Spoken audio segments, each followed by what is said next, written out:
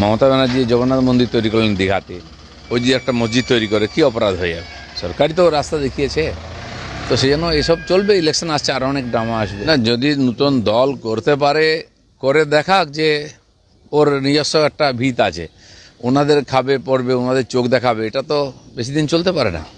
তো সেটা হওয়া উচিত, লোকজন সাপোর্ট করবে, কারণ টিএমসির বিরুদ্ধে বহু লোক আছে, সবাই বিজেপির সাপোর্টার নয়, কিন্তু ওরাও চায় যে টিএমসি এখান থেকে সরুক, তো উনিও করুন। নাম না করে হুমায়ুন কবিরকে মির্জাফরের বলে কটাক্ষ করলো তৃণমূল নেত্রী। টিএমসি পার্টিটার তো মির্জাফরদের পার্টি, উনি কোত্থেকে আকাশ থেকে পড়েছেন? কংগ্রেস করে নেতা হয়ে তারপর আলাদা পার্টি করেছেন। সেই রাস্তায় যদি বাকিরা চলে, তারা মির্জাফর হয়ে গেল, উনি তাহলে কি? আমি জানি না দল হবে কি না হলে কতটা প্রভাব পড়বে। আমাদের এলাকায় তো ওর কোনো বিশেষ প্রভাব পড়বে না। কোথায় হুমায়ুন কবিরের প্রস্তাবিত বাবরি মসজিদের জমি? বহরমপুরে মুখ্যমন্ত্রীর সভার দিনে শিলান্যাসের জমি দেখতে গেলেন ভরতপুরের তৃণমূলের বিধায়ক। 6 ডিসেম্বর জবাব দেবো হুঙ্কার হুমায়ুন। এসব চলতেই থাকবে। এখন মিডিয়া গরম করা ব্যাপার আপনাদের জন্য খুব ইম্পর্টেন্ট আছে, সাধারণ মানুষও খুব একটা ভাবছে না, আর আমাদের জন্য খুব একটা চিন্তার বিষয় নেই। এসআইআর করতে না দিলে বাংলায় রাষ্ট্রপতি শাসন জারি করতেন অমিত শাহরা।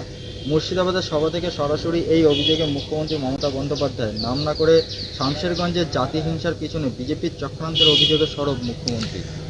শুনুন, এটা তো উনি জেনে গেছিলেন, যদি এদিক ওদিক করেন, এসআইআর করতে না দেন, তাহলে কপালে দুঃখ আছে, তাই লাইনে এসে গেছেন ঠিকঠাক। সব ব্যাপারে তাই, উনি আগে অনেক বড় বড় কথা বলেন, তারপরে চুপচাপ লাইনে এসে যান। এসআইআরটা তার শেষ উদাহরণ। আমরা ডিমনিটেশন দেখেছি, 3 তালাক নিয়ে দেখেছি, যখন বিল হলো 370 ধারার বিলুপের বিরোধিতাও করেছিলেন, কিছু করতে পারেননি। এটা ওনার রাজনীতি, বিরোধিতা করো তারপরে সমর্থন করো। অযোধ্যায় তৈরি হবে নয়া মন্দির মিউজিয়াম, অযোধ্যায় তৈরি হবে। অযোধ্যায় 5000 মন্দির আছে, বাড়ি বাড়িতে মন্দির আছে, মন্দির নগরী বলা হয়। তো আজ খালি মন্দির মানে পূজা পাঠ নয়, আমাদের সংস্কৃতি কেন্দ্র, ভারতীয় সনাতন সংস্কৃতির কেন্দ্র হচ্ছে মন্দির। ভারতীয় সংস্কৃতি মন্দিরকে কেন্দ্র করে গড়ে উঠেছে। বিশ্বের যে কোনো মানুষ আসুক এখানে কোনো না কোনো মন্দির দর্শন করতে যান, সেখান থেকে ভারতকে চেনা যায়। সেজন্য নতুন কিছু না, নতুনভাবে ভারত তৈরি হচ্ছে, তার জন্য নতুন নতুন মন্দির আর সংস্কৃতি কেন্দ্র তৈরি হবে। দুদিনে ভারত সফরে এলে রুশ প্রেসিডেন্ট পুতিন তো প্রায় বেড়াতে আসেন, মোদিজির সঙ্গে বন্ধুত্ব আছে, কিন্তু ভারত আর রাশিয়ার বন্ধুত্ব বিশ্বের অর্থনীতিতে, বিশ্বের রাজনীতিতে, বিশ্বের সমরনীতিতে বিরাট প্রভাব ফেলেছে।